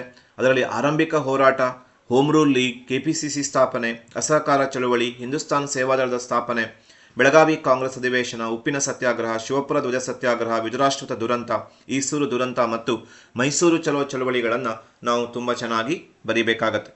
ಇನ್ನು ಕೊನೆಯ ಅಧ್ಯಾಯ 7ನೇ ಅಧ್ಯಾಯ ಕರ್ನಾಟಕದ ಏಕೀಕರಣ. ಇಲ್ಲಿ ಕೂಡ ಸ್ವಲ್ಪ ಮಟ್ಟಿಗೆ ಪ್ರಶ್ನೆಗಳು ಬರುವಂತಹ ಸಾಧ್ಯತೆ ಇರೋದ್ರಿಂದ ನಾವು ಈ 2 ಪ್ರಶ್ನೆಗಳನ್ನು ಇಲ್ಲಿ ಚರ್ಚೆ ಮಾಡೋಣ. ಕನ್ನಡಿಗರಲ್ಲಿ ಐಕ್ಯತೆಯನ್ನು ಮೂಡಿಸಲು ಕಾರಣವಾದ ಅಂಶಗಳನ್ನು ವಿವರಿಸಿ ಅಂತ. ಕನ್ನಡಿಗರು 3 ಪ್ರಾಂತ್ಯಗಳಲ್ಲಿ ಹರಿದು ಹಂಚೋಗಿದ್ರು. ಮುಂಬೈ ಪ್ರಾಂತ್ಯ, ಮದ್ರಾಸ್ ಪ್ರಾಂತ್ಯ ಮತ್ತು ಹೈದರಾಬಾದ್ ಪ್ರಾಂತ್ಯ. ಇದಲ್ಲದೆ ಮೈಸೂರು ರಾಜ್ಯ ಇತ್ತು. ಜತ್ತ, ಅಕ್ಕಲಕೋಟೆ, ಮೀರಜ್, ಸಾಂಗ್ಲಿ ಹೀಗೆ ಬೇರೆ ಬೇರೆ ಕಡೆ ಕನ್ನಡಿಗರಿದ್ದರು. ಇಂತಹ ಕನ್ನಡಿಗರನ್ನು ಯಾವ ಅಂಶಗಳು ಒಂದುಗೂಡಿಸುವ ಅಂತ ನೋಡ್ತಾ ಬಂದಾಗ ಮೊದಲನೇದಾಗಿ ನಾವು ಪತ್ರಿಕೆಗಳನ್ನು ನೋಡ್ತೀವಿ. 3 ಪ್ರಮುಖ ಪತ್ರಿಕೆಗಳು: ಸಂಯುಕ್ತ ಕರ್ನಾಟಕ, ವಿಶಾಲ ಕರ್ನಾಟಕ, ಕರ್ನಾಟಕ ವೃತ್ತ. ಈ ಪತ್ರಿಕೆಗಳು ಕನ್ನಡಿಗರಲ್ಲಿ ಐಕ್ಯತೆಯನ್ನು ಮೂಡಿಸುತ್ತೆ. ಆಮೇಲೆ ಕನ್ನಡದ ಕುಲಪುರೋಹಿತರು ಅನಿಸ್ಕೊಂಡ ಆಲೂರು ವೆಂಕಟರಾಯರು ಹಾಗೂ ಅವರ ಕರ್ನಾಟಕ ಗತವೈಭವ ಹಾಗೂ ಇಂತಹ ಹಲವಾರು ಕೃತಿಗಳು ಕನ್ನಡಿಗರನ್ನು ಐಕ್ಯಗೊಳಿಸೋದಕ್ಕೆ ಸಹಾಯ ಮಾಡುತ್ತೆ. ಇನ್ನು ಕನ್ನಡ ಸಾಹಿತ್ಯ ಪರಿಷತ್ತು, ಕರ್ನಾಟಕ ವಿದ್ಯಾವರ್ಧಕ ಸಂಘ ಕನ್ನಡಿಗರಲ್ಲಿ ಐಕ್ಯತೆಯನ್ನು ಮೂಡಿಸುತ್ತೆ. ಕನ್ನಡ ಸಾಹಿತ್ಯ ಪರಿಷತ್ತು ಇಂದಿನ ಕರ್ನಾಟಕದ ಬೇರೆ ಬೇರೆ ಭಾಗಗಳಲ್ಲಿ ಸಮ್ಮೇಳನಗಳನ್ನು ನಡೆಸ್ತಾ ಅಲ್ಲಿನ ಕನ್ನಡಿಗರನ್ನು ಒಟ್ಟುಗೂಡಿಸುತ್ತೆ. ಏಕೀಕರಣದ ಮಹತ್ವವನ್ನು ಸಾರುತ್ತೆ ಕನ್ನಡ ಸಾಹಿತ್ಯ ಪರಿಷತ್ತು. ಅದೇ ರೀತಿ ಕರ್ನಾಟಕ ವಿದ್ಯಾವರ್ಧಕ ಸಂಘ. ಆ ನಂತರದಲ್ಲಿ ಅನೇಕ ಕನ್ನಡದ ಕವಿಗಳು ಮತ್ತು ಅವರ ಹಾಡುಗಳು ನಮ್ಮಲ್ಲಿ ಐಕ್ಯತೆಯನ್ನು ಮೂಡಿಸುತ್ತೆ. ಕುವೆಂಪು ಅವರ ಜೈ ಭಾರತ ಜನನಿಯ ತನುಜಾತೆ, BM ಶ್ರೀ ಅವರ ಏರಿಸು ಹಾರಿಸು ಕನ್ನಡದ ಬಾವುಟ, ಹುಯಿಲಗುಳ ನಾರಾಯಣರಾಯರ ಉದಯವಾಗಲಿ ನಮ್ಮ ಚೆಲುವ ಕನ್ನಡ ನಾಡು, ಮಂಗೇಶಪ್ಪಯ್ಯವರ ತಾಯಿ ಬಾರೆ ಮೊಗವ ತೋರೆ ಕನ್ನಡಿಗರ ಮಾತೆಯೇ, ಶಾಂತಕವಿಯ ಹಾಡುಗಳು, ಇವೆಲ್ಲವುಗಳು ಕೂಡ ಭಾರತೀಯರ ಕನ್ನಡಿಗರಲ್ಲಿ ತಾವೆಲ್ಲ ಒಂದಾಗಬೇಕು ಅನ್ನುವ ಭಾವನೆಯನ್ನು ಬೆಳೆಸುತ್ತೆ. ಹೀಗೆ ಪತ್ರಿಕೆಗಳಾದಂತಹ ಸಂಯುಕ್ತ ಕರ್ನಾಟಕ, ವಿಶಾಲ ಕರ್ನಾಟಕ, ಕರ್ನಾಟಕ ವೃತ್ತ ಪತ್ರಿಕೆಗಳು, ಆಲೂರು ವೆಂಕಟರಾಯರು ಮತ್ತು ಕರ್ನಾಟಕ ಗತವೈಭವದಂಥ ಕೃತಿಗಳು, ಕನ್ನಡ ಸಾಹಿತ್ಯ ಪರಿಷತ್ತು, ಕರ್ನಾಟಕ ವಿದ್ಯಾವರ್ಧಕ ಸಂಘ, ಕುವೆಂಪು ಅವರ ಜೈ ಭಾರತ ಜನನಿಯ ತನುಜಾತೆ, BM ಶ್ರೀ ಅವರ ಏರಿಸು ಹಾರಿಸು ಕನ್ನಡ ಬಾವುಟ, ಹುಯಿಲಗುಳ ನಾರಾಯಣರಾಯರ ಉದಯವಾಗಲಿ ನಮ್ಮ ಚೆಲುವ ಕನ್ನಡ ನಾಡು, ಹೀಗೆ ಅನೇಕ ಕವಿತೆಗಳು ಸಹಾಯ ಮಾಡುತ್ತೆ. ಇನ್ನು KPCC ಕರ್ನಾಟಕದ ಏಕೀಕರಣ ಸಭಾಗಳು ಸಹಾಯ ಮಾಡುತ್ತೆ. ಅದಕ್ಕಿಂತ ಪೂರ್ವದಲ್ಲಿ ಬೆಳಗಾವಿ ಕಾಂಗ್ರೆಸ್ ಅಧಿವೇಶನ 1924ರಲ್ಲಿ ನಡೆಯುತ್ತೆ. ಗಾಂಧೀಜಿ ಈ ಅಧಿವೇಶನದಲ್ಲಿ ಕರ್ನಾಟಕದ ಏಕೀಕರಣಕ್ಕೆ ಒಂದು ನೈತಿಕವಾದ ಬೆಂಬಲವನ್ನು ನೀಡ್ತಾರೆ. ಇದು ಕನ್ನಡಿಗರಲ್ಲಿ ಒಂದು ಆನೆ ಬಲವನ್ನೇ ತರುತ್ತೆ. ಇನ್ನು 1928ರ ನೆಹರು ವರದಿ ಏನಿದೆ, ಆ ನೆಹರು ವರದಿ ಕೂಡ ಶಿಫಾರಸ್ ಮಾಡುತ್ತೆ ಕನ್ನಡ ಮಾತನಾಡುವ ಜನ ಒಂದು ರಾಜ್ಯದಲ್ಲಿ ವಿಲೀನಗೊಳ್ಳಬೇಕು ಅಂತ. ಜೊತೆಯಲ್ಲಿ KPCCಯ ಸ್ಥಾಪನೆ, ಕರ್ನಾಟಕ ಪ್ರದೇಶ ಕಾಂಗ್ರೆಸ್ ಕಮಿಟಿ ಮತ್ತು ಕರ್ನಾಟಕ ಏಕೀಕರಣ ಸಭಾ, ಈ ಸಂಸ್ಥೆಗಳು ಕೂಡ ಏಕೀಕರಣಕ್ಕಾಗಿ ಅವಿರತ ಪ್ರಯತ್ನ ಮಾಡುತ್ತೆ. ಕರ್ನಾಟಕ ಏಕೀಕರಣ ಸಭಾದ ಮೊದಲ ಅಧ್ಯಕ್ಷರಾದಂತಹ ಸರ್ ಸಿದ್ದಪ್ಪ ಕಂಬಳಿಯವರು ಕೂಡ ಅದ್ಭುತವಾದ ಪಾತ್ರವನ್ನು ನಿರ್ವಹಿಸ್ತಾರೆ. ಇದರ ಜೊತೆಯಲ್ಲಿ ಆಲೂರು ವೆಂಕಟರಾಯರು, S ನಿಜಲಿಂಗಪ್ಪ ಅವರು, ದೊಡ್ಡಮೇಟಿ ಅಂದಾನಪ್ಪ ಅವರು, ಸಿದ್ದಪ್ಪ ಕಂಬಳಿಯವರು, ಇವರೆಲ್ಲರೂ ಕೂಡ ಕರ್ನಾಟಕದ ಏಕೀಕರಣಕ್ಕಾಗಿ, ಕನ್ನಡಿಗರಲ್ಲಿ ಐಕ್ಯತೆಯನ್ನು ಮೂಡಿಸುವುದಕ್ಕಾಗಿ ಹೋರಾಟವನ್ನು ಮಾಡ್ತಾರೆ. ಹೀಗೆ ಈ ಎಲ್ಲ ಅಂಶಗಳಿಂದ ಕನ್ನಡಿಗರಲ್ಲಿ ಐಕ್ಯತೆ ಉಂಟಾಗುತ್ತೆ ಅನ್ನೋ ಅಂಶಗಳನ್ನು ನಾವು ಬರೀಬೇಕು. ಪತ್ರಿಕೆಗಳು, ಆಲೂರು ವೆಂಕಟರಾಯರು, ಕನ್ನಡ ಸಾಹಿತ್ಯ ಪರಿಷತ್ತು, ಕವಿಗಳು, ಅವರ ಹಾಡುಗಳು, ಬೆಳಗಾವಿ ಅಧಿವೇಶನದಲ್ಲಿ ಗಾಂಧಿ ನೀಡಿದ ಬೆಂಬಲ, ನೆಹರು ವರದಿಯಲ್ಲಿ ನೀಡಿದಂಥ ಶಿಫಾರಸ್ಸು, KPCC ಮತ್ತು ಕರ್ನಾಟಕ ಏಕೀಕರಣ ಸಭಾ, ಜೊತೆಗೆ ಅನೇಕ ನಾಯಕರು, ವೆಂಕಟರಾಯರಿರ್ಬೋದು, ನಿಜಲಿಂಗಪ್ಪ ಇರ್ಬೋದು, ಅಂದಾನಪ್ಪ ಇರ್ಬೋದು, ಸಿದ್ದಪ್ಪ ಕಂಬಳಿ ಅವರಿರ್ಬೋದು, ಹೀಗೆ ಇವರೆಲ್ಲರ ಪಾತ್ರದಿಂದ ಕನ್ನಡಿಗರು ಒಂದಾಗುವಂತಹ ಒಂದು ಪ್ರಯತ್ನವನ್ನು ಮಾಡ್ತಾರೆ. ಇನ್ನು ಮುಂದಿನ ಪ್ರಶ್ನೆ, ಕರ್ನಾಟಕದ ಏಕೀಕರಣ ಚಳುವಳಿಯನ್ನು ಸಂಕ್ಷಿಪ್ತವಾಗಿ ವಿವರಿಸಿ ಅಂತ. ಇದನ್ನು ಬರೆಯುವಾಗ ಮೊದಲು ಕನ್ನಡಿಗರನ್ನು ಐಕ್ಯಗೊಳಿಸಿದ ಅಂಶಗಳನ್ನೆಲ್ಲ ನಾವು ಆರಂಭದಲ್ಲಿ ಬರೆಯುವುದನ್ನು ಮಾಡಬೇಕು. ಆ ಅಂಶಗಳನ್ನೆಲ್ಲ ಒಂದ್ಸಲ ಬರೆಯಬೇಕು. ಅದನ್ನು ನೆನಪು ಮಾಡ್ಕೊಳ್ಳೋದಾದರೆ ಸಂಯುಕ್ತ ಕರ್ನಾಟಕ, ವಿಶಾಲ ಕರ್ನಾಟಕ, ಕರ್ನಾಟಕ ವೃತ್ತದಂತಹ ಪತ್ರಿಕೆಗಳು, ಆಲೂರು ವೆಂಕಟರಾಯರು ಮತ್ತು ಕರ್ನಾಟಕ ಗತವೈಭವ ಎಂಬ ಅವರ ಪುಸ್ತಕ, ಅಂತಹ ಹಲವಾರು ಕೃತಿಗಳು, ಕನ್ನಡ ಸಾಹಿತ್ಯ ಪರಿಷತ್ತು, ಕರ್ನಾಟಕ ವಿದ್ಯಾವರ್ಧಕ ಸಂಘ, ಅನೇಕ ಕವಿಗಳು ಅವರ ಹಾಡುಗಳು, ಕುವೆಂಪು ಅವರ ಜೈ ಭಾರತ ಜನನಿಯ ತನುಜಾತೆ, BM ಶ್ರೀ ಅವರ ಏರಿಸು ಹಾರಿಸು ಕನ್ನಡ ಬಾವುಟ, ಹುಯಿಲಗುಳ ನಾರಾಯಣರಾಯರ ಉದಯವಾಗಲಿ ನಮ್ಮ ಚೆಲುವ ಕನ್ನಡ ನಾಡು, ಹೀಗೆ ಬೇರೆ ಬೇರೆ ಕವಿಗಳು ಮತ್ತು ಹಾಡುಗಳು ನಮ್ಮನ್ನು ಆಯ್ಕೆಗೊಳಿಸುತ್ತೆ. ಆಮೇಲೆ ಗಾಂಧಿ ಬೆಂಬಲವನ್ನು ಕೊಡ್ತಾರೆ. ಬೆಳಗಾವಿ ಕಾಂಗ್ರೆಸ್ ಅಧಿವೇಶನದಲ್ಲಿ ನೆಹರು ವರದಿಯಲ್ಲಿ ಮೋತಿಲಾಲ್ ನೆಹರು ಅವರು ಶಿಫಾರಸ್ ಮಾಡ್ತಾರೆ, ಕರ್ನಾಟಕದ ಏಕೀಕರಣಕ್ಕೆ ಬೆಂಬಲವನ್ನು ಕೊಡ್ತಾರೆ. ಆಮೇಲೆ KPCC ಮತ್ತು ಕರ್ನಾಟಕ ಏಕೀಕರಣ ಸಭಾ ಸಹಾಯ ಮಾಡುತ್ತೆ. ಆಮೇಲೆ ಅನೇಕ ನಾಯಕರು ಕನ್ನಡಿಗರನ್ನು ಐಕ್ಯಗೊಳಿಸ್ತಾರೆ. ಆಲೂರು ವೆಂಕಟರಾಯರು, S ನಿಜಲಿಂಗಪ್ಪ ಅವರು, ಇವರೆಲ್ಲರ ಕರ್ನಾಟಕ ಏಕೀಕರಣ ಚಳವಳಿಯ ನಾಯಕರು ಅಂತ ಗುರುತಿಸಲ್ಪಡ್ತಾರೆ. ಆ ನಂತರದಲ್ಲಿ ನಮಗೆ ಸ್ವಾತಂತ್ರ್ಯ ಬಂದ ನಂತರ ಭಾಷಾವಾರು ಪ್ರಾಂತ್ಯಗಳನ್ನು ರಚನೆ ಮಾಡಬೇಕೋ ಬೇಡವೋ ಅನ್ನೋದ್ರ ಬಗ್ಗೆ ಅನೇಕ ಆಯೋಗಗಳು ನೇಮಕ ಆಗುತ್ತೆ. ಆ ಆಯೋಗಗಳನ್ನು ನಾವು ಒಂದೊಂದಾಗಿ ಬರೀಬೇಕು. ಅದರಲ್ಲಿ ಮೊದಲನೇದಾಗಿ ಧಾರ್ ಆಯೋಗ. 1948ರಲ್ಲಿ ಧಾರ್ ಆಯೋಗ ನೇಮಕ ಆಗುತ್ತೆ. ಈ ಧಾರ್ ಆಯೋಗ ಏನು ಮಾಡುತ್ತೆ? ಭಾಷಾವಾರು ಪ್ರಾಂತ ರಚನೆಗೆ ವಿರೋಧವನ್ನು ವ್ಯಕ್ತಪಡಿಸುತ್ತೆ. ಇದು ಭಾರತದ ಐಕ್ಯತೆಗೆ ಭಂಗ ತರುತ್ತೆ ಅಂತ ಹೇಳಿ ಅದು ಒಪ್ಪಿಗೆಯನ್ನು ಕೊಡಲ್ಲ. ಹಾಗಾಗಿ ಆಂಧ್ರ ಪ್ರದೇಶದಲ್ಲಿ ವಿಶೇಷವಾಗಿ ಪೊಟ್ಟಿ ಶ್ರೀರಾಮುಲು ಅವರಿಂದ ಭಾರೀ ಪ್ರಮಾಣದ ಆಮರಣಾಂತ ಉಪವಾಸ ಸತ್ಯಾಗ್ರಹ ನಡೆಯುತ್ತೆ. ಅವರು 58 ದಿನಗಳ ಕಾಲ ಉಪವಾಸ ಮಾಡಿ ಮರಣವನ್ನು ಹೊಂದ್ತಾರೆ. ಹಾಗಾಗಿ ಮತ್ತೊಂದು ಆಯೋಗ ನೇಮಕ ಆಗುತ್ತೆ. ಅದು JVP ಕಮಿಟಿ. ಬಹಳ ಪ್ರಮುಖವಾದ ಕಮಿಟಿ. ಅನೇಕ ಸಲ ಕೇಳಿದ್ದಾರೆ JVP ಕಮಿಟಿಯ ಸದಸ್ಯರು ಯಾರ್ಯಾರು ಅಂತ. J ಅಂದರೆ ಜವಾಹರ್ಲಾಲ್ ನೆಹರು, V ಅಂದರೆ ವಲ್ಲಭಭಾಯಿ ಪಟೇಲ್, P ಅಂದರೆ ಪಟ್ಟಾಭಿ ಸೀತಾರಾಮಯ್ಯ ಇದರ ಸದಸ್ಯರಾಗಿದ್ದರು. ಈ ಕಮಿಟಿ ಏನು ಮಾಡುತ್ತೆ? ಆಂಧ್ರ ಪ್ರದೇಶದ ರಚನೆಗೆ ಮಾತ್ರ ಒಪ್ಪಿಗೆಯನ್ನು ಕೊಡುತ್ತೆ ಹೊರತು ಬೇರೆ ಯಾವುದೇ ರಾಜ್ಯದ ರಚನೆಗೆ ಒಪ್ಪಿಗೆಯನ್ನು ಕೊಡೋಲ್ಲ.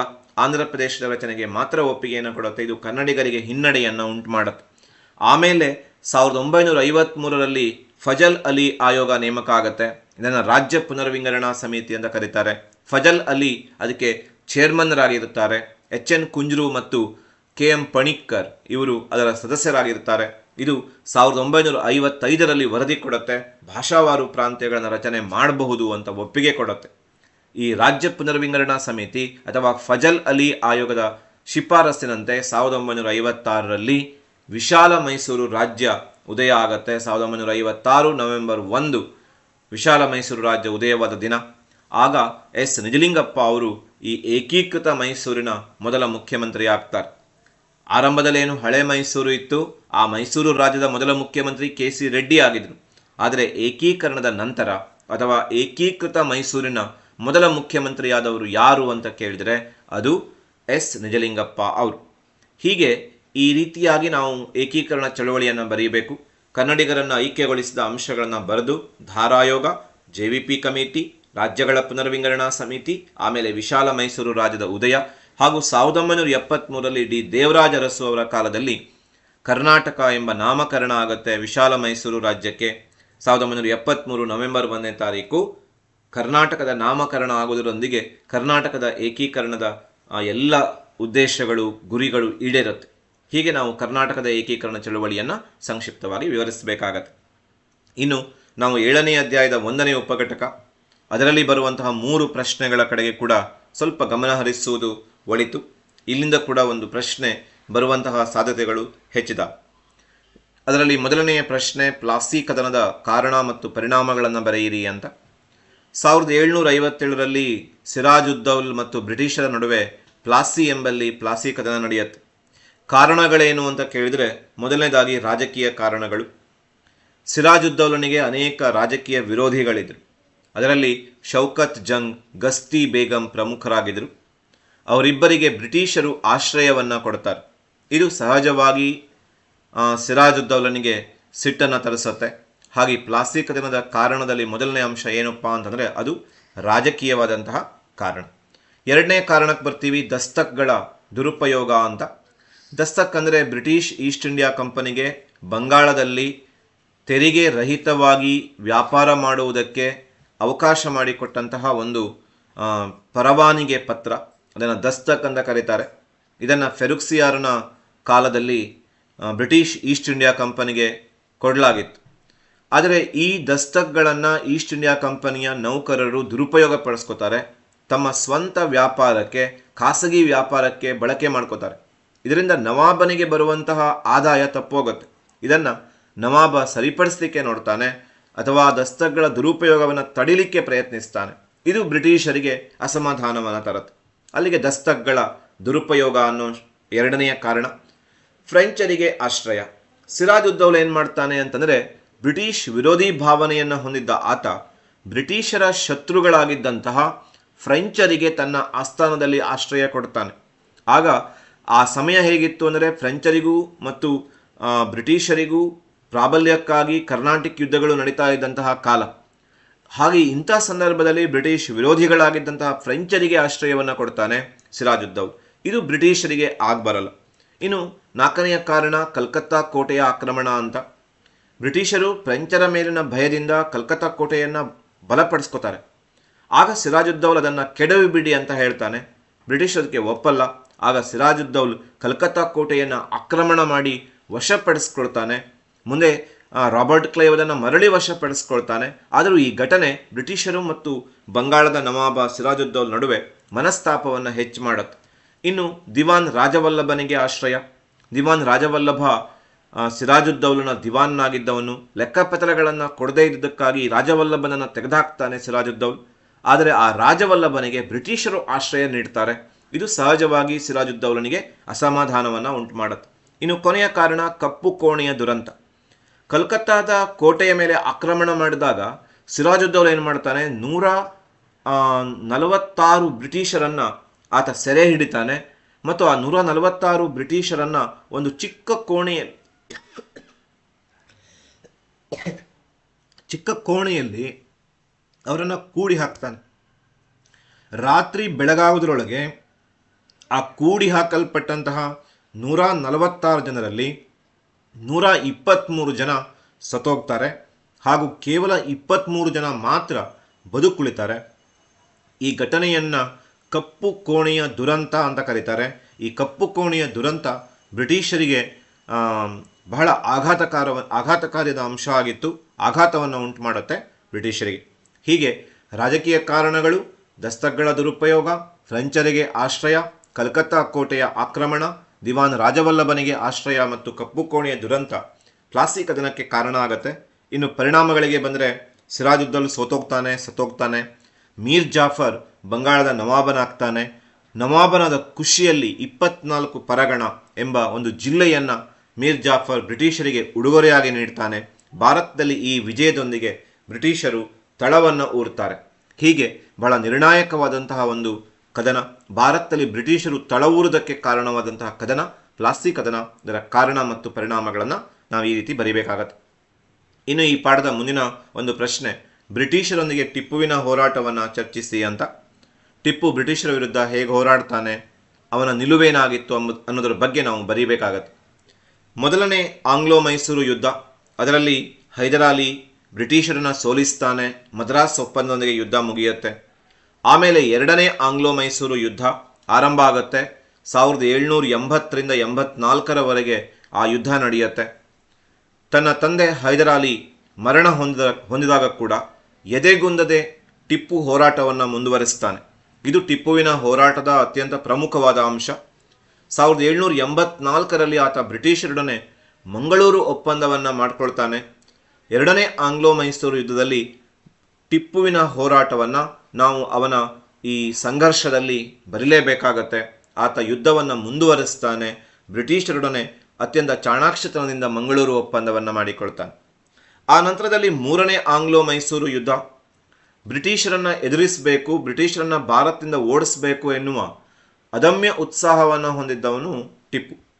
ಹಾಗೆ ಆತ ಏನು ಮಾಡ್ತಾನೆ, ಫ್ರೆಂಚರಿಂದ ತನ್ನ ಸೈನ್ಯಕ್ಕೆ ತರಬೇತಿಯನ್ನು ಕೊಡ್ತಾನೆ ಹಾಗೂ ಯುದ್ಧಕ್ಕೆ ಬೇಕಾದ ಸಿದ್ಧತೆಯನ್ನು ಮಾಡ್ಕೋತಾನೆ. ಇದರಿಂದ ಸಹಜವಾಗಿ ಬ್ರಿಟಿಷರು ಏನು ಮಾಡ್ತಾರೆ ಅಂತಂದರೆ, ನಿಜಾಮ ಮತ್ತು ಮರಾಠರನ್ನು ಕೂಡಿಕೊಂಡು ಯುದ್ಧವನ್ನು ಘೋಷಣೆ ಮಾಡ್ತಾರೆ. ಮೂರನೇ ಆಂಗ್ಲೋ ಮೈಸೂರು ಯುದ್ಧ 1790ರಲ್ಲಿ ಆರಂಭ ಆಗುತ್ತೆ. 1790ರಿಂದ 92ರವರೆಗೆ ನಡೆಯುತ್ತೆ. ಧೈರ್ಯದಿಂದ ಎದುರಿಸ್ತಾನೆ ಟಿಪ್ಪು. ಆದರೆ ಅದರಲ್ಲಿ ಆತ ಅಪಜಯವನ್ನು ಕಾಣ್ತಾನೆ, ಸೋಲನ್ನು ಅನುಭವಿಸ್ತಾನೆ. ಹಾಗೂ ಶ್ರೀರಂಗಪಟ್ಟಣ ಒಪ್ಪಂದವನ್ನು ಮಾಡ್ಕೋತಾನೆ ಟಿಪ್ಪು. ಅದರಲ್ಲಿ ಅನೇಕ ಅವಮಾನಕಾರಿಯಾದಂತಹ ಷರತ್ತುಗಳಿರುತ್ತೆ. ಆ ಷರತ್ತುಗಳನ್ನೆಲ್ಲವನ್ನು ಆತ ಸಹಿಸ್ಕೋತಾನೆ. ಏನೇನು ಷರತ್ತಿತ್ತು ಶ್ರೀರಂಗಪಟ್ಟಣ ಒಪ್ಪಂದದಲ್ಲಿ ಅಂತ ನೋಡೋದಾದರೆ, ಟಿಪ್ಪು ಅರ್ಧ ರಾಜ್ಯವನ್ನು ಬಿಟ್ಕೊಡ್ಬೇಕು, ಯುದ್ಧ ಪರಿಹಾರವಾಗಿ 330 ಲಕ್ಷ ರೂಪಾಯಿಗಳನ್ನು ಕೊಡಬೇಕು, ಯುದ್ಧ ಪರಿಹಾರ ಕೊಡೋವರೆಗೆ ಟಿಪ್ಪು ತನ್ನಿಬ್ಬರು ಮಕ್ಕಳನ್ನು ಬ್ರಿಟಿಷರಲ್ಲಿ ಒತ್ತೆ ಇಡಬೇಕು. ಈ ತರಹದ ಅವಮಾನಕಾರಿಯಾದ ಕರಾರುಗಳನ್ನು ಕೂಡ ಒಪ್ಪಿಕೊಳ್ಳುತ್ತಾನೆ. ಒಪ್ಪಿಕೊಂಡು ಮತ್ತೆ ಬ್ರಿಟಿಷರ ವಿರುದ್ಧ ಆತ ತಿರುಗಿ ನಿಲ್ಲುತ್ತಾನೆ. ಮತ್ತೆ ಯುದ್ಧಕ್ಕೆ ಆತ ಸಿದ್ಧನಾಗ್ತಾನೆ. ಹೇಗಾದರೂ ಬ್ರಿಟಿಷರನ್ನು ಭಾರತದಿಂದ ಓಡಿಸಬೇಕು ಅನ್ನೋ ಪ್ರಯತ್ನದಲ್ಲಿ ಆತ ಹಿಂದಕ್ಕೆ ಸರಿಯೋದಿಲ್ಲ. 4ನೇ ಆಂಗ್ಲೋ ಮೈಸೂರು ಯುದ್ಧದ ಪೂರ್ವದಲ್ಲಿ ಲಾರ್ಡ್ ವೆಲ್ಲೆಸ್ಲಿ ನಮ್ಮ ದೇಶಕ್ಕೆ ಗವರ್ನರ್ ಜನರಲ್ ಆಗಿ ಬಂದಿರ್ತಾನೆ. ಆತ ಸಹಾಯಕ ಸೈನ್ಯ ಪದ್ಧತಿಯನ್ನು ಜಾರಿಗೆ ತರ್ತಾನೆ. ಅದನ್ನು ಒಪ್ಕೋ ಅಂತ ಟಿಪ್ಪುವನ್ನು ಕೇಳ್ತಾನೆ. ಆದರೆ ಟಿಪ್ಪು ಸಹಾಯಕ ಸೈನ್ಯ ಪದ್ಧತಿಯನ್ನು ಒಪ್ಕೊಳ್ಳಲ್ಲ. ಹಾಗಾಗಿ ಬ್ರಿಟಿಷರಿಗೆ ಟಿಪ್ಪುವಿನ ಮೇಲೆ ಆಕ್ರಮಣ ಮಾಡೋದಕ್ಕೆ ಒಂದು ನೆವ ಸಿಗತ್ತೆ. ಟಿಪ್ಪು ಹೊರದೇಶಗಳಿಂದ ಬ್ರಿಟಿಷರ ವಿರುದ್ಧ ಸಹಾಯ ಪಡೆಯೋದಕ್ಕೆ ಪ್ರಯತ್ನಿಸ್ತಾನೆ. ಫ್ರಾನ್ಸ್, ಅಫ್ಘಾನಿಸ್ತಾನ್, ಅರೇಬಿಯಾ, ಟರ್ಕಿ ದೇಶಗಳಿಂದ ಸಹಾಯಕ್ಕಾಗಿ ಪ್ರಯತ್ನ ಮಾಡ್ತಾನೆ. ಆದರೆ ಸಕಾಲದಲ್ಲಿ ಟಿಪ್ಪುವಿಗೆ ಯಾವುದೇ ಸಹಾಯ ಬರಲ್ಲ. ಅಂತಹ ಸಹಾಯದ ಸಂಭವನೀಯತೆಯನ್ನು ಬ್ರಿಟಿಷರು ತಡೀತಾರೆ, ಮಾರ್ಗ ಮಧ್ಯದಲ್ಲೇ ತಡೆದು ಬಿಡ್ತಾರೆ. ಏಕಾಂಗಿಯಾಗಿ ಟಿಪ್ಪು ಹೋರಾಡ್ತಾನೆ. 4ನೇ ಆಂಗ್ಲೋ ಮೈಸೂರು ಯುದ್ಧದಲ್ಲಿ ತನ್ನ ಅರಮನೆಯನ್ನು ಉಳಿಸಿಕೊಳ್ಳುವ ಒಂದು ಹೋರಾಟದಲ್ಲಿ, ಸಂಘರ್ಷದಲ್ಲಿ ಆತ ಬ್ರಿಟಿಷರೊಡನೆ ಹೋರಾಡ್ತಾನೆ. ಮೇ 4, 1799 ಮರಣವನ್ನು ಹೊಂದುತ್ತಾನೆ. ಟಿಪ್ಪು ಧೈರ್ಯಶಾಲಿಯಾಗಿದ್ದ. ಹಾಗಾಗಿ ಅವನಿಗೆ ಮೈಸೂರಿನ ಹುಲಿ ಅಂತ ಕರಿತಾ ಇದ್ರು. ಬ್ರಿಟಿಷರನ್ನ ಧೈರ್ಯದಿಂದ ಎದುರಿಸ್ತಾನೆ. ಆ ಕಾರಣಕ್ಕೋಸ್ಕರ ಇವತ್ತು ಟಿಪ್ಪು ಬ್ರಿಟಿಷರ ವಿರುದ್ಧದ ಹೋರಾಟದ ಮೂಲಕ ಅಮರನಾಗಿದ್ದಾನೆ ಅಂತ ಹೇಳ್ಬೋದು. ಇದು ಟಿಪ್ಪು ಬ್ರಿಟಿಷರೊಡನೆ ನಡೆಸಿದಂತಹ ಒಂದು ಸಂಘರ್ಷ. ಇನ್ನು ಈ ಭಾಗದ ಒಂದು ಕೊನೆಯ ಪ್ರಶ್ನೆಗೆ ಬರೋಣ. 7ನೇ ಅಧ್ಯಾಯದ 1ನೇ ಉಪಘಟಕದ ಕೊನೆಯ ಪ್ರಶ್ನೆ, ಸಹಾಯಕ ಸೈನ್ಯ ಪದ್ಧತಿ ಮತ್ತು ದತ್ತು ಮಕ್ಕಳಿಗೆ ಹಕ್ಕಿಲ್ಲ ನೀತಿಯ ಬಗ್ಗೆ ವಿವರಣೆಯನ್ನು ಬರೀರಿ ಅಂತ. ಮೊದಲು ಸಹಾಯಕ ಸೈನ್ಯ ಪದ್ಧತಿಯ ಬಗ್ಗೆ ನೋಡೋದಾದರೆ, ಲಾರ್ಡ್ ವೆಲ್ಲೆಸ್ಲಿ ಇದನ್ನು ಜಾರಿಗೆ ತರ್ತಾನೆ. 1798ರಲ್ಲಿ ಆತ ಸಹಾಯಕ ಸೈನ್ಯ ಪದ್ಧತಿಯನ್ನು ಜಾರಿಗೆ ತರ್ತಾನೆ. ಹೈದರಾಬಾದ್ನ ನಿಜಾಮ ಇದನ್ನು ಒಪ್ಪಿಕೊಂಡಂತಹ ಮೊದಲ ರಾಜ. 1 ಮಾರ್ಕ್ಸ್ಗೆ ಕೂಡ ಕೇಳ್ತಾರೆ ಯಾರು ಒಪ್ಪಿಕೊಂಡ್ರು ಅಂತ. ಇದರಲ್ಲಿ ಅನೇಕ ಕರಾರುಗಳಿರುತ್ತೆ. ಏನೇನು ಕರಾರು ಇತ್ತು ಅಂದರೆ, ಯಾವ ರಾಜ ಇದನ್ನು ಒಪ್ಪಿಕೊಳ್ತಾನೋ ಅವನು ಬ್ರಿಟಿಷ್ ಸೈನ್ಯವನ್ನು ಇಟ್ಕೋಬೇಕು. ಆ ಸೈನ್ಯದ ಖರ್ಚು ವೆಚ್ಚವನ್ನು ಅವನೇ ನೋಡ್ಕೋಬೇಕು. ಒಂದು ವೇಳೆ ಖರ್ಚು ವೆಚ್ಚ ನೋಡ್ಕೊಳ್ಳಿಕ್ಕೆ ಆಗಲಿಲ್ಲ ಅಂದರೆ ಅಷ್ಟು ಉತ್ಪನ್ನದ ಒಂದು ಭೂಭಾಗವನ್ನು ಅವರಿಗೆ ಬಿಟ್ಕೊಡ್ಬೇಕು. ತನ್ನ ಆಸ್ಥಾನದಲ್ಲಿ ಬ್ರಿಟಿಷ್ ರೆಸಿಡೆಂಟನ್ನು ಇಟ್ಕೋಬೇಕು. ಹಾಗೂ ಇತರ ವಿದೇಶಿಗರನ್ನು ಅಥವಾ ಇತರ ಯುರೋಪಿಯನ್ನರೊಂದಿಗೆ ಯಾವುದೇ ವ್ಯಾಪಾರಿ ಸಂಬಂಧವನ್ನು ಇಟ್ಕೋಬಾರದು ಆ ದೇಶೀಯ ರಾಜ ಬ್ರಿಟಿಷರ ಪೂರ್ವಾನುಮತಿ ಇಲ್ಲದೆ ತನ್ನ ಆಡಳಿತದಲ್ಲಾಗಲಿ ಸೇನೆಯಲ್ಲಾಗಲಿ ಇತರರನ್ನು, ವಿದೇಶಿಗರನ್ನು ನೇಮಿಸಿಕೊಳ್ಳಬಾರದು. ಇವೆಲ್ಲವೂ ದೇಶೀಯ ರಾಜನಿಗೆ ಅನ್ವಯವಾಗುತ್ತಿದ್ದ ಕರಾರುಗಳು. ಒಪ್ಪಿಕೊಂಡ ದೇಶೀಯ ರಾಜ ಬ್ರಿಟಿಷ್ ಸೈನ್ಯ ಇಟ್ಕೋಬೇಕು, ಅದರ ಖರ್ಚು ವೆಚ್ಚವನ್ನು ಅವನೇ ನೋಡ್ಕೋಬೇಕು. ಖರ್ಚು ವೆಚ್ಚವನ್ನು ಭರಿಸಲಿಕ್ಕಾಗಲಿಲ್ಲ ಅಂದರೆ ಅಷ್ಟು ಉತ್ಪನ್ನ ಕೊಡುವಂಥ ಭೂಪ್ರದೇಶವನ್ನು ಬಿಟ್ಕೊಡ್ಬೇಕು. ರೆಸಿಡೆಂಟನ್ನು ನೇಮಿಸ್ಕೋಬೇಕು. ಇತರ ಯುರೋಪಿಯನ್ ದೇಶಗಳೊಂದಿಗೆ ವ್ಯಾಪಾರಿ ಸಂಬಂಧ ಹೊಂದಬಾರದು. ಆಡಳಿತ ಮತ್ತು ಸೇನೆಯಲ್ಲಿ ಬ್ರಿಟಿಷರ ಪೂರ್ವಾನುಮತಿ ಇಲ್ಲದೆ ವಿದೇಶಿಗರನ್ನು ನೇಮಿಸಿಕೊಳ್ಳಬಾರದು. ಬ್ರಿಟಿಷರು ಆ ರಾಜ್ಯಕ್ಕೆ ರಕ್ಷಣೆ ನೀಡುತ್ತಾರೆ. ಹೀಗೆ ದೇಶೀಯ ರಾಜನ ಸ್ವಾತಂತ್ರ್ಯವನ್ನು ಹರಣ ಮಾಡಿ ಬ್ರಿಟಿಷ್ ಸೈನ್ಯವನ್ನು ಪೋಷಣೆ ಮಾಡುವಂತಹ ಒಂದು ಪದ್ಧತಿ ಸಹಾಯಕ ಸೈನ್ಯ ಪದ್ಧತಿಯಾಗಿತ್ತು. ಇನ್ನು ದತ್ತು ಮಕ್ಕಳಿಗೆ ಹಕ್ಕಿಲ್ಲ ನೀತಿ ಅಂತಂದರೆ ಅದನ್ನು ಡಾಲ್ಹೌಸಿ ಜಾರಿಗೆ ತರ್ತಾನೆ. ಲಾರ್ಡ್ ಡಾಲ್ಹೌಸಿ 1848ರಲ್ಲಿ ಜಾರಿಗೆ ತರ್ತಾನೆ. ಈ ನೀತಿಯನ್ನು ಬಳಸಿ ಆತ ಸತಾರಾ, ಝಾನ್ಸಿ, ಜೈಪುರ್, ಸಂಬಲ್ಪುರ್, ಉದಯ್ಪುರ್ ಮೊದಲಾದವುಗಳನ್ನ ಗೆದ್ಕೋತಾನೆ. ದತ್ತು ಮಕ್ಕಳಿಗೆ ಹಕ್ಕಿಲ್ಲ ನೀತಿ ಅಂತಂದರೆ ಯಾವ ರಾಜ ಬ್ರಿಟಿಷ್ ಸಾಮ್ರಾಜ್ಯದ ಅಧೀನಕ್ಕೆ ಒಳಪಟ್ಟಿದಾನೋ, ಇದು ಬಹಳ ಮುಖ್ಯ, ಯಾವ ದೇಶೀಯ ರಾಜ ಬ್ರಿಟಿಷ್ ಸಾಮ್ರಾಜ್ಯದ ಅಧೀನಕ್ಕೆ ಒಳಪಟ್ಟಿದಾನೋ ಆತ ಸ್ವಂತ ಗಂಡು ಮಕ್ಕಳಿಲ್ಲದೆ ಸತ್ತರೆ ಆತ ಪಡೆದುಕೊಳ್ಳುವ ಅಥವಾ ತೆಗೆದುಕೊಂಡಿರುವ ದತ್ತು ಪುತ್ರನಿಗೆ ಯಾವ ಹಕ್ಕು ಇರೋದಿಲ್ಲ ಮತ್ತು ಆ ರಾಜ್ಯ ಬ್ರಿಟಿಷರಿಗೆ ಸೇರತ್ತೆ.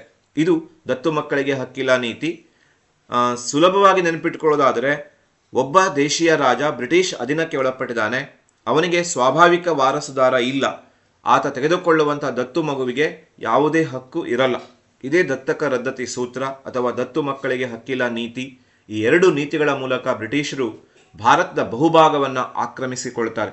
ಹೀಗೆ ಆಧುನಿಕ ಯುಗದ ಭಾಗದಲ್ಲಿ ನಾವು 3, 2, 5 ಹಾಗೂ ಕೊನೆಯಲ್ಲಿ 3 8 ಪ್ರಶ್ನೋತ್ತರಗಳನ್ನು ಅಧ್ಯಯನ ಮಾಡಿದ್ದೀವಿ. ಈ 8 ಪ್ರಶ್ನೋತ್ತರಗಳನ್ನು ಚೆನ್ನಾಗಿ ಕಲ್ತ್ಕೊಳ್ಳಿ. ಖಂಡಿತ ಇವು ನಿಮ್ಮ ವಾರ್ಷಿಕ ಪರೀಕ್ಷೆಗೆ ನೆರವಾಗುತ್ತೆ ಅಂತ ಹೇಳ್ತಾ ನಾವು ಈ ಭಾಗ 1 ಮುಗಿಸೋಣ. ಭಾಗ 2ರೊಟ್ಟಿಗೆ ಶೀಘ್ರವಾಗಿ ಮತ್ತೆ ಭೇಟಿಯಾಗೋಣ. ಎಲ್ಲರಿಗೂ ಧನ್ಯವಾದಗಳು.